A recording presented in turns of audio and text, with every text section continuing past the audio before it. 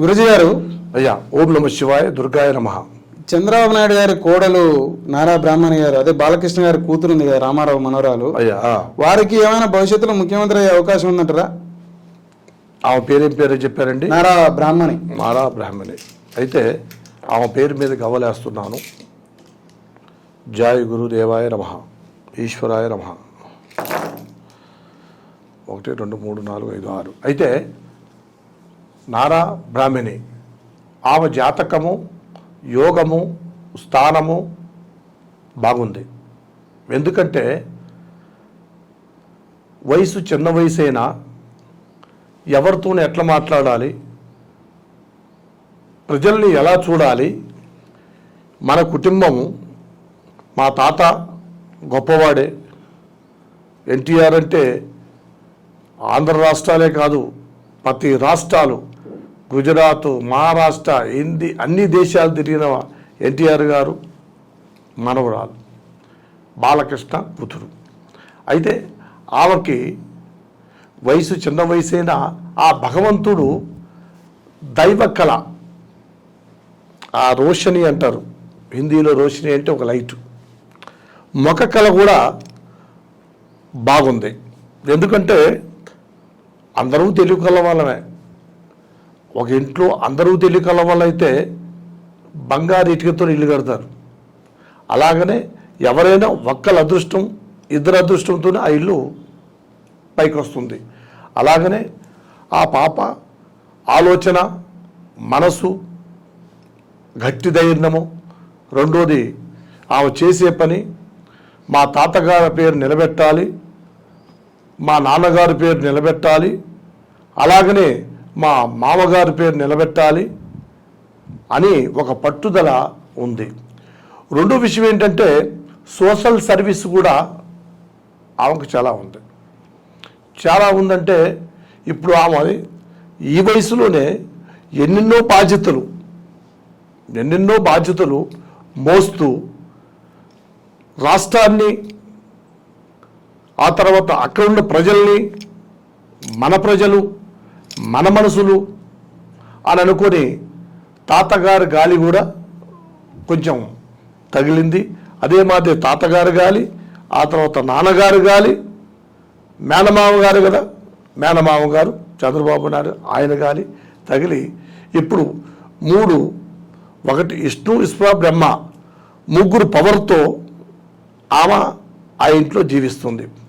ఇప్పుడు ఆమె కూడా ఎలాగుంటుంది, భవిష్యత్తు ఎలా ఉంటుంది అంటే ఈ వయసులోనే ఎంతోమంది ప్రజలకి మంచి చేస్తూ, రెండోది పెద్ద పెద్ద బరువులు, బాధ్యతలు మోస్తూ వాళ్ళు నడిపించుతారంటారా రాష్ట్రాన్ని? ఇప్పుడు ఒక కంపెనీ అయితే ఒక 5,000 మందికో, 50,000 మందికో, 1,00,000 మందికో వారు హెరిటేజ్ అనే సంస్థ ద్వారా మంచిగా నడిపించింది అంటారు.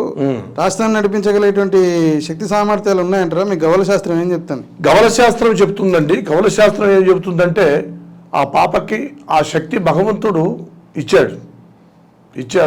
ఆ భగవంతుడు ఆశీర్వాదంలో లాక్కొచ్చేస్తుంది. ఎందుకంటే ఇప్పుడు అదే మాదిరి ఇందిరాగాంధీ అంటే ఆమె ఎవరు, అక్కడి నుంచో ఆమె పేరు అందరూ మోగిపోయింది. అయితే ఇప్పుడు ఈమె కూడా ఇందిరాగాంధీని గొప్ప తల్లి. అలాగనే ఇప్పుడు ఈ ఇంట్లో పుట్టింది, ఆ కుటుంబంలో, రాజకీయ కుటుంబంలో పుట్టింది. ఆ తర్వాత వచ్చింది కూడా రాజకీయ ఇంట్లోనే వచ్చింది. అలాగనే ఇప్పుడు ఆమె జాతకంలో రెండోది ఆ వాక్శుద్ధి, దైవభక్తి కూడా ఉండాలి సుమా. దైవభక్తి కూడా ఉంటేనే మానవ భక్తి, దైవభక్తి, ఈ 2 ఉంటే ఆ బండి ఎక్కడా నిలబడదు, పోతూనే ఉంటుంది. అందువలన ఆమెకు చెప్పాల్సింది, అమ్మ ఎప్పుడైనా సరే ఉదయం భగవంతుడు ప్రార్థన చేయాలి, చేస్తే నీకు అవకాశాలు ఉంటాయి. రెండోది అత్తగారు, ఆమె కూడా రైట్ హ్యాండ్ మాదిరి,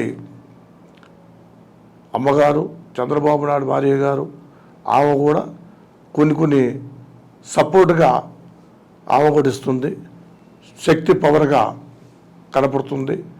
రెండోది ఇక లోకేష్ బాబు గారంటే శక్తి లాంటివాడు. అంటే ఎప్పుడు శివుడు శక్తి ఉంటుంది, అదే మాదిరి పాప కూడా లోకేష్ బాబు భార్య, ఆ పాపకి ఆమె కూడా సపోర్ట్లో రైట్ హ్యాండ్ లెఫ్ట్ హ్యాండ్ మాదిరిగా రెండు, ఒక చేయి కొడితే సౌండ్ రాదు కాబట్టి రెండు చేతులు కొడితే సౌండ్, బాధ్యతలు అన్నీ ఆమె గొప్ప చెప్పాడు.